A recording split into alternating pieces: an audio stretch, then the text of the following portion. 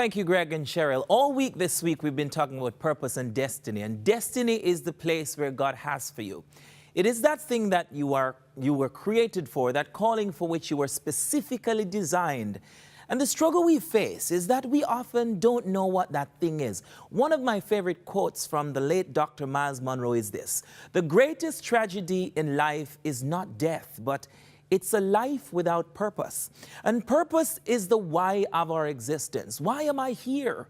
What am I supposed to do with this life? And these are age-old questions we all have. I've struggled with these questions as I grew up, and the great sign that we're searching for meaning, and that's awesome. And if you want to know what your calling is, if you want to know the answer to the why of your existence, don't go looking for your calling. Go looking for God. God has a plan for us, and He knows where He wants us to be. He knows what He wants you to do, where He wants you to do it, and how He wants it done. So if you want to know what your calling is, go in search of God. And when you find God, His calling will find you. I love Jeremiah 29, verse 11, that says, "For I know the plans I have for you, says the Lord. They're plans for good and not for disaster, to give you a future and hope." God's calling for your life is unfolded when you're in relationship with Him.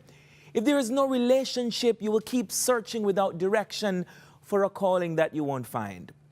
So destiny is brought to you. It's brought to your life in the context of a relationship with God. And as we explore life this new year, many people have received a word through prophecy, or you just have that calling in your life. Maybe you're wondering what to do with your life. And many failed ministries, relationships, and churches have suffered because people are going after a name, seeking a brand, and they're not going after God.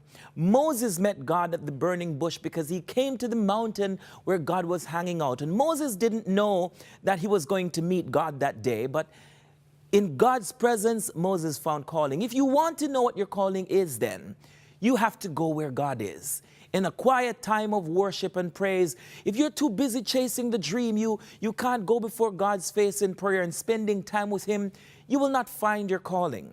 So if you spend time with God, you will find your calling. And the things that we do in themselves are not bad, but sometimes they rob us of time in God's presence.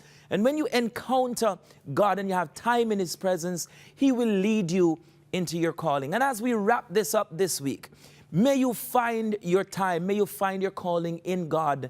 Go searching for God. He has ordained you for a great purpose. And I pray and hope that you will seek God and find your calling. God bless you.